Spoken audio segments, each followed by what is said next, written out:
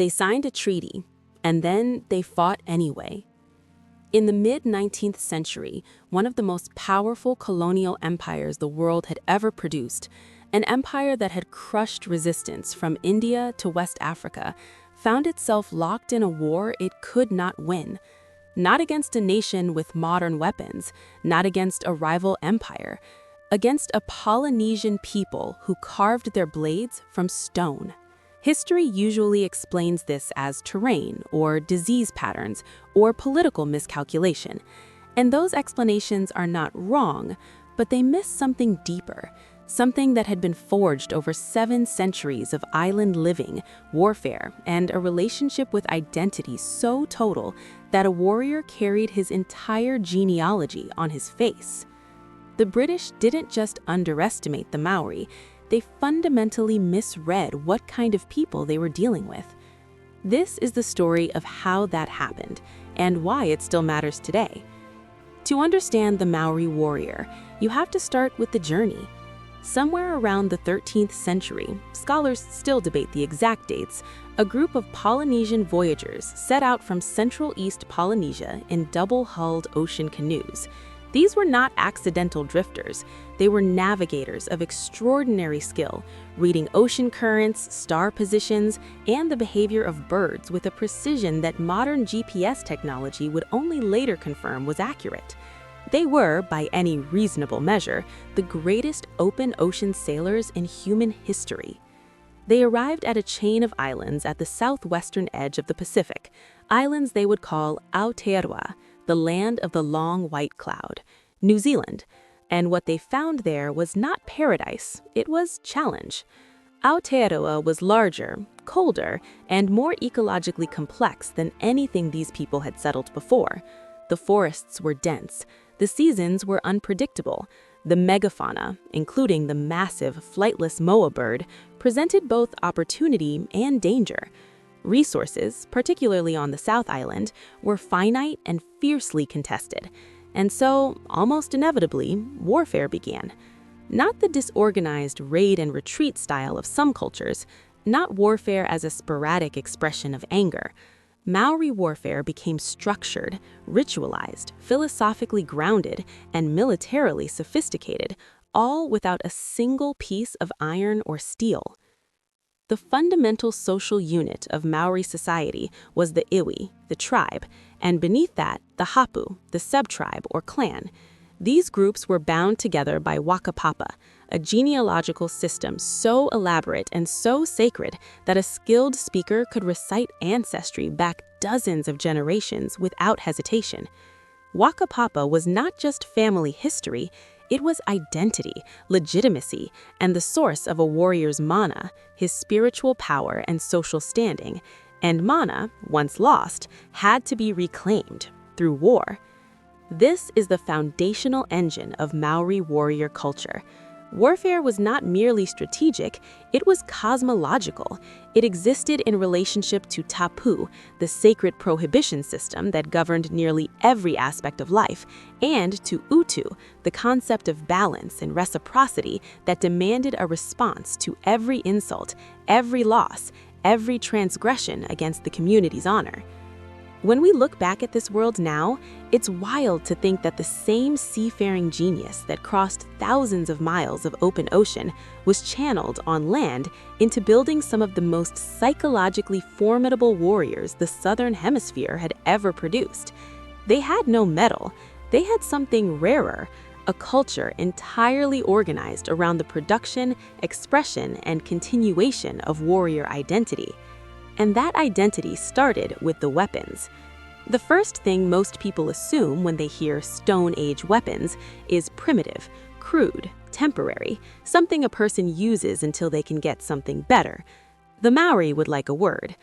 Over centuries of warfare and refinement, Maori weaponsmiths, and that word is appropriate because this was craft, developed an arsenal that was precisely adapted to the terrain, the combat style, and the psychological demands of Maori warfare.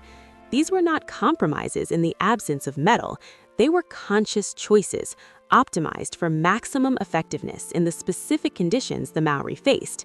The taiaha is arguably the most iconic Maori weapon and one of the most elegant close combat instruments in Pacific history. It is a long staff, typically between 5 and 6 feet in length, carved from hardwood, usually totara or manuka, with 2 distinct ends. The rao, or blade end, was flattened and sharpened to a point for thrusting. The arero, the tongue end, was carved in the shape of a human tongue, symbolizing the voice of the warrior's ancestors speaking through the weapon. That detail is not decoration, it is a theological statement. Every time a Maori warrior raised the taiaha, he was fighting not alone, he was fighting as the embodiment of his entire ancestral line. The fighting technique associated with the taiaha was called mau taiaha, and it was a complete martial system. Warriors trained for years, learning footwork, deflection patterns, and strike sequences that would look, to a modern eye, startlingly similar to a formalized martial art. The taiaha could block, thrust, sweep, and strike, and in the hands of a trained warrior, it moved with a speed that shocked European observers who expected something slow and graceless. If the taiaha was the weapon of reach and performance, the mere and patu were the weapons of devastating up-close finality. The patu is a short, flat striking weapon, roughly the shape of a large paddle, designed for hand-to-hand combat at extremely close range. It could be made from bone, stone, or wood, with different materials conferring different status and function. A wooden patu was functional. A bone patu, carved from whalebone, was prestigious. But the mere ponamu, a patu carved from New Zealand's iconic greenstone jade, was something else entirely. Ponamu, or greenstone, is one of the hardest materials in the natural world. Carving it required not just skill, but months, sometimes years, of patient work using abrasion and controlled fracture techniques. A mere ponamu was an heirloom. It was named. It had its own genealogy. It was passed down through generations and sometimes buried with great chiefs. To be struck down by a mere ponamu was to be defeated not just by a man, but by the accumulated power of his entire lineage. The psychological weight of that in Maori cosmology was immense. The toki was an adze, a tool that doubled as a weapon, used for both woodworking and combat. In battle, its heavy, angled stone or bone head delivered crushing blows. The kotiate, shaped like a stylized fish, was a close-quarters weapon with notched sides that could trap and break an opponent's weapon or limb. Then there were ranged weapons. The tau, or spear, could be thrown or used in thrusting combat. And the Maori also used the horere, a type of sling, to launch stones with accuracy and force. But perhaps the greatest weapon in the Maori arsenal wasn't a handheld tool at all. It was architecture. The pa was a fortified village or stronghold, and the sophistication of Maori pa design astonished European military engineers when they first encountered it. A well-built pa incorporated multiple concentric defensive lines, deep ditches, high earthen banks, sturdy wooden palisades, and elevated fighting platforms that allowed defenders to rain down projectiles on attackers while remaining largely protected. When European forces encountered pa during the New Zealand Wars of the 1840s through 1870s, they found that standard colonial assault tactics, charge the walls, breach with cannon fire, simply did not work. The earthen construction of pa absorbed cannonballs rather than shattering from them. The multiple defensive lines meant that breaching one wall simply delivered attackers into a prepared killing ground between the next two walls. A British military officer writing in the 1860s noted with undisguised admiration that the Maori had, apparently without any formal instruction in European military engineering theory, independently developed defensive fortification principles that paralleled concepts the British Army had only recently adopted from continental European siege warfare theory. Let that sink in. A culture working with stone, bone, and wood had arrived at the same defensive architecture conclusions as professional military engineers working with centuries of accumulated European military theory. No medal, no formal military academy, just generations of hard-won practical intelligence about what keeps people alive when other people are trying to kill them. Before we talk about what the haka is, we need to talk about what it is not. It is not a dance, not in the sense that word usually implies: entertainment, performance, aesthetic expression for its own sake. The haka is a weapon. It is a complete psychological combat system delivered through the body, and understanding it as anything less fundamentally misrepresents what it was designed to do. The word haka refers broadly to a form of posture dance that incorporates vigorous body movements, rhythmic stamping, and poetry or chanted poetry. There are many types of haka, each with specific functions. Some are welcoming ceremonies, some are laments, some celebrate important events.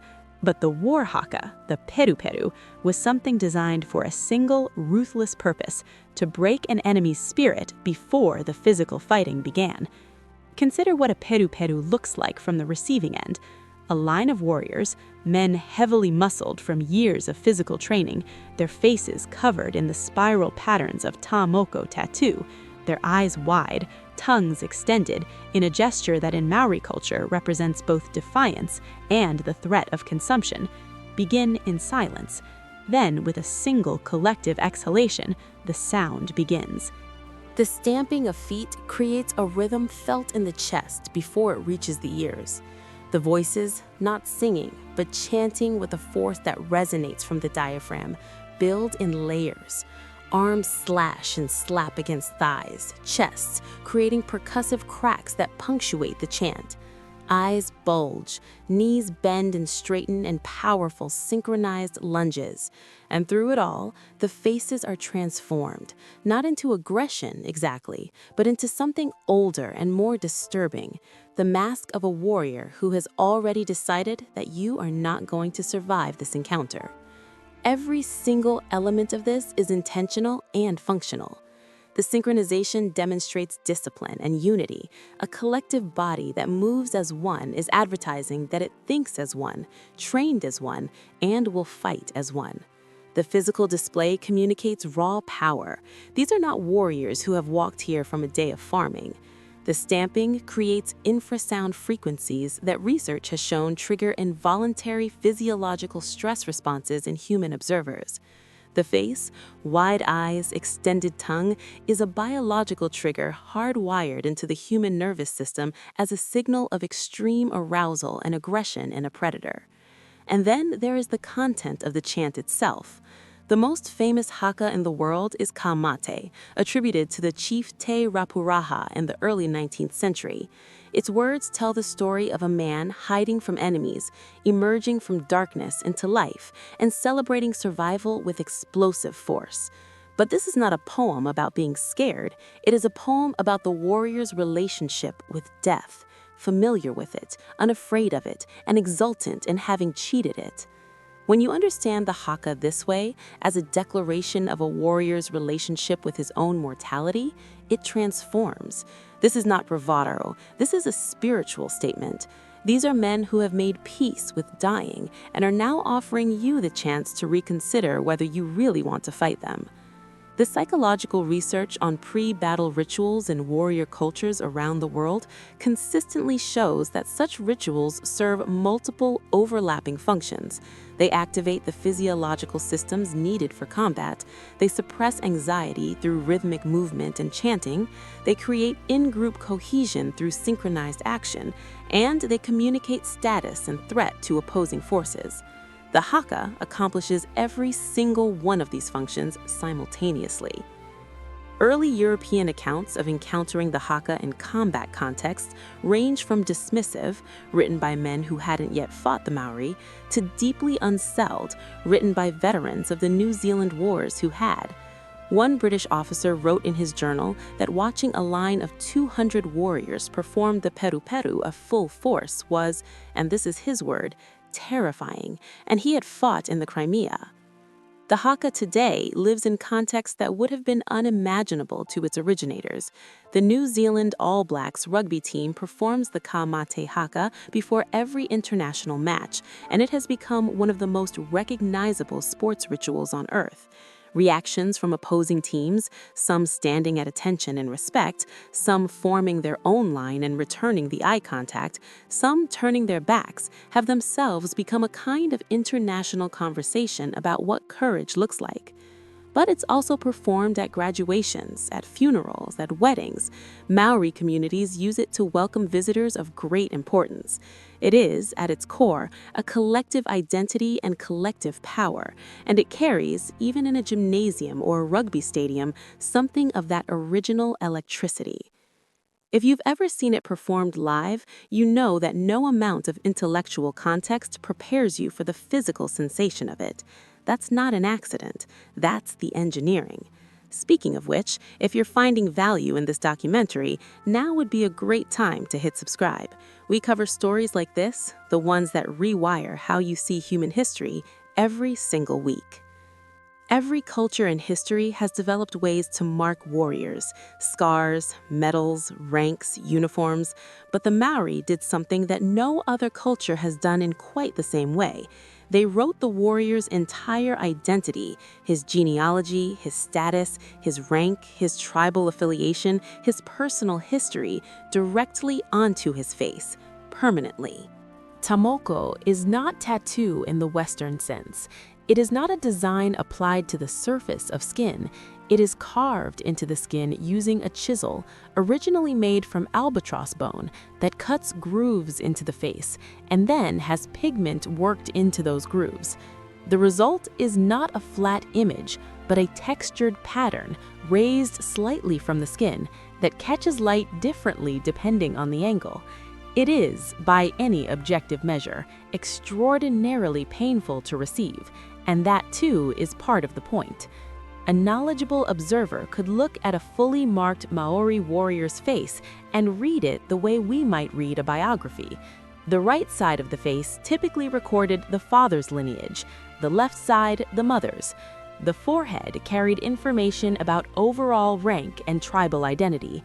The areas around the nose and mouth recorded the person's specific achievements and status within their hapu. Even the lips could carry marks indicating specific hereditary rights. No two tomoko were identical. Unlike Western tattoo traditions that often reproduce the same designs, each tomoko was unique because no two people had the same genealogy, the same history, the same status. Your face was, quite literally, your passport, your resume, your legal document, and your declaration of war, all in one. Chiefs and warriors of high rank wore the most elaborate patterns. A young warrior might have only partial markings. A great chief might have a face so comprehensively covered that the original skin color was almost invisible beneath the curving, spiraling lines.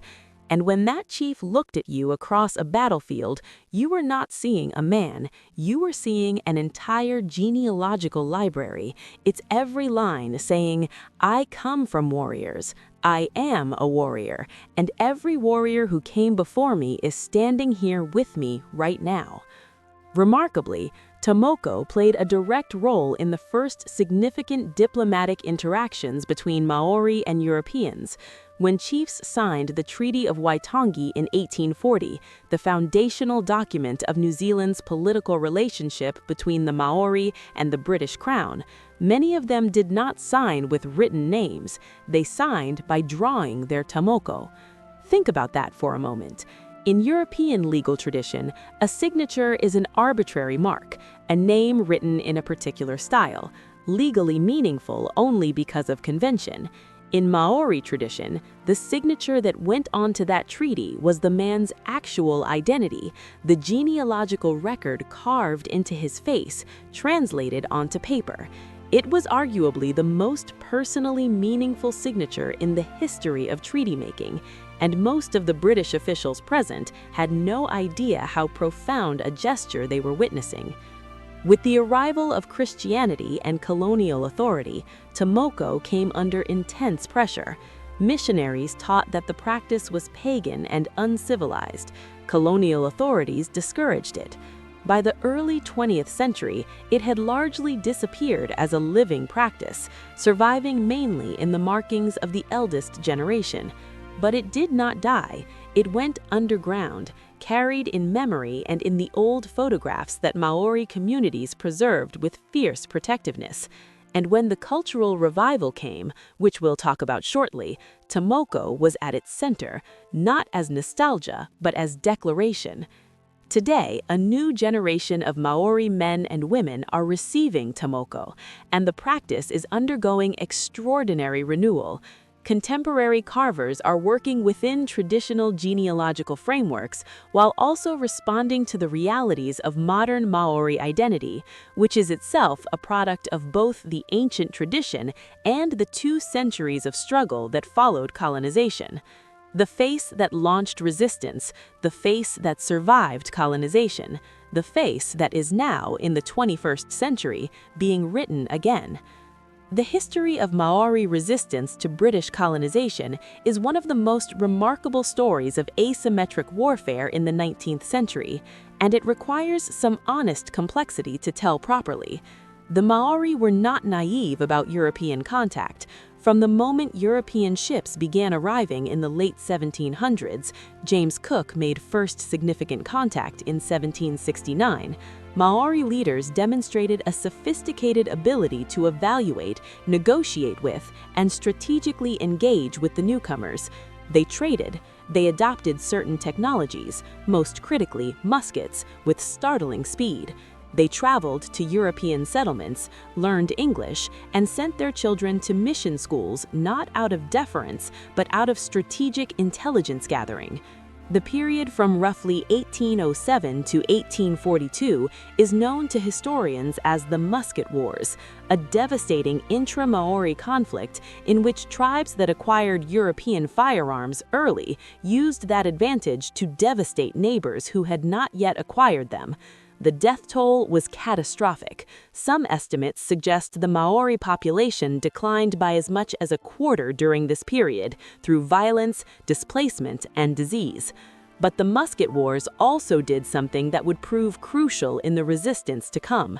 They accelerated the integration of European military technology into Maori warfare, and they produced a generation of battle-hardened military leaders who had spent decades fighting complex, multi-front wars against skilled opponents. The Treaty of Waitangi, signed in February 1840, was supposed to resolve the question of sovereignty. It didn't, partly because the English and Maori versions of the treaty said fundamentally different things about what the Maori were actually ceding. In the English version, Maori chiefs signed away sovereignty. In the Maori translation, they ceded something closer to governorship while retaining chieftainship. Whether this was deliberate deception or catastrophic translation failure remains contested by historians. What is not contested is what happened next. Land purchases, many of them legally dubious, conducted through coercion or with leaders who had no legitimate authority to sell, transferred enormous tracts of Maori land to European settlers. And when Maori communities resisted, the British military came. The New Zealand Wars, fought in a series of campaigns between 1845 and 1872, are sometimes called the Land Wars, and the name captures their essential nature. This was a fight about who owned the islands, and the Maori, outnumbered, outgunned in terms of artillery, and eventually cut off from supply lines, fought with a tactical ingenuity that remains studied in military history classrooms today. The Pa, as we discussed, proved nearly impervious to standard British assault tactics, but the innovation went beyond defensive architecture. Maori commanders developed a fluid, guerrilla-style approach to the open field engagements that followed Pa warfare, using the dense New Zealand bush to negate British advantages in firepower, conducting rapid retreats that preserved fighting strength while forcing the British to extend their supply lines into hostile terrain, and using the rivers and valleys of the North Island's interior as defensive corridors. One of the most striking examples is the campaign of the Kingata, the Maori King movement, which in the 1860s created a pan-tribal political unity that had never existed in Maori society before. Different iwi, traditional rivals, set aside generations of conflict to present a unified front against British encroachment. The architect of much of this coalition building was a chief named Waremu Tamihana, known to history as the Kingmaker, who understood that no single tribe could withstand the British alone, but that a confederation might. The British, it must be said, were not incompetent. They brought substantial military force, constructed military roads through the bush, and ultimately used a combination of military pressure and the deliberate confiscation of millions of acres of land as collective punishment. By the 1870s, the active, armed phase of resistance had largely ended. But the Maori were never truly defeated. No surrender was signed, no capitulation ceremony took place. The resistance simply became, of necessity, different, political rather than military, cultural rather than territorial. And that shift from the battlefield to the long game of cultural survival may have been the most strategically brilliant move in the entire history of Maori resistance. By the early 20th century, the statistics were bleak. The Maori population had fallen from an estimated 100,000 at the time of European contact to fewer than 45,000 by 1900. The Maori language, Te Reo Māori, was being actively suppressed in schools, where children were punished for speaking it. Traditional practices, the haka, tamoko, carving, weaving, were either banned outright or so stigmatized by colonial culture that many families stopped transmitting them to the next generation. This is what colonization does to a culture when outright military conquest fails. It works on the inside. It makes people ashamed of who they are. But the Maori had something that proved remarkably durable. The conviction embedded in every dimension of their culture that identity is not something that can be taken from you. It can be suppressed, it can be driven underground, but it carries its own wakapapa, its own genealogy, its own thread of connection that no matter how much pressure is applied, does not break entirely. The modern Maori cultural revival is generally traced to the 1970s, when a generation of young Maori, many of them second or third generation urban dwellers, cut off from their traditional communities through the post-World War II migration to New Zealand cities, began demanding what their grandparents had been told to give up. It started with language. In 1982, the first Maori language immersion school, Akura Kaupapa Māori, opened, teaching entirely in Te Reo Māori. The idea faced fierce skepticism. What would be the practical value of a language spoken by a small minority? But the movement grew anyway, driven by a conviction that language is not a practical tool, it is the carrier of a worldview, and without it, the worldview itself becomes untranslatable. By 1987, Te Reo Māori had been recognized as an official language of New Zealand. Today, Maori language education exists at every level of the New Zealand educational system, and Te Reo Māori radio and television have created a media landscape in which the language is a living, daily presence rather than a museum artifact. But the revival goes far deeper than language policy. Traditional carving, huakairo, has undergone a remarkable renaissance. Whare huakairo, traditional carved meeting houses, are being built again with techniques and artistic vocabularies that had nearly been lost. Young carvers are apprenticing with elders who hold the last threads of unbroken transmission, learning not just the technical skill, but the cosmological framework that gives each carved figure its meaning. Woven textiles, particularly the ornate cloaks called kakahu, are being created again by artists who have reclaimed this as a central art form rather than an ethnographic curiosity. The most prestigious cloaks, worked from flax and feathers in patterns that encode genealogical information, take years to complete and carry a status in Maori society today that no price tag could capture. And then there is the haka. In the post-revival era, the haka has become the most visible ambassador of Maori culture globally, thanks in large part to the All Blacks, whose pre-match performance has been watched analyzed and argued about by hundreds of millions of people worldwide. But the haka's revival isn't just about rugby. Kapa haka, competitive haka performance, has become a major cultural institution in New Zealand, with national competitions drawing thousands of performers and audiences that fill stadiums. These are not performances for tourists. They are acts of cultural continuity, each performance a link in a chain that runs back to those first warriors stamping their feet on the soil of Aotearoa. The cultural revival has also had significant political dimensions. The Waitangi Tribunal, established in 1975, has provided a mechanism for Maori communities to bring historical grievances arising from treaty violations before a judicial body. The settlement process has been slow, contentious, and imperfect, but it has resulted in the return of some ancestral lands and significant financial settlements that have funded Maori economic development. Maori political representation has grown substantially. There are dedicated Maori electoral seats in the New Zealand Parliament. Maori-led organizations run major health, education, and social services. And in 2021, New Zealand formally adopted Hei Puapua, a framework for implementing the United Nations Declaration on the Rights of Indigenous Peoples, which represents one of the most ambitious commitments to indigenous sovereignty in any settler colonial nation's history. None of this erases what happened. The land taken is not fully returned.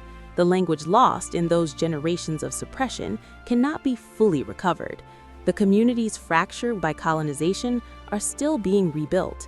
But the trajectory, the direction, is undeniable. The warrior spirit that built the pa, that performed the haka, that carved the te moko, that outfought an empire with stone and bone, that spirit is not a relic. It is a living force, and it is now being applied not to warfare, but to the longer, harder, more important fight for cultural survival and self-determination. So let's return to where we began. They signed a treaty. And then they fought anyway, not because they were irrational, not because they were primitive, but because they understood, with the clarity that only comes from a culture built entirely around the concept of identity and its defense, exactly what was being taken from them, and exactly what it would cost to let it go. The Maori warrior tradition tells us something about what human beings are capable of when a culture aligns all of its elements, its weapons, its art, its spiritual practice, its social structure, its performance, its very faces, around a single proposition, that who you are is worth fighting for. They had no metal. They had something stronger. They had a culture so coherent, so deeply rooted, so relentlessly intentional about what it valued, that it survived 7 centuries of island life, the musket wars, British imperial might, land confiscation, language suppression, and a century and a half of being told in 100 different ways that the old ways were done. They weren't done. They're still not done. And that's the real story. Not of a warrior culture frozen in amber, but one that has proven over and over again that the most dangerous weapon in human history is not the one you hold in your hand, it is the one you carry in your chest. The conviction that your people, your history, your identity, your mana is worth everything it takes to preserve it. That is what the Maori built without metal. That is what they defended without surrender. And that is what they are still building today. If this documentary moved you, if it gave you something to sit with, please share it. The algorithm, for all its quirks, genuinely rewards people who spread content they believe in.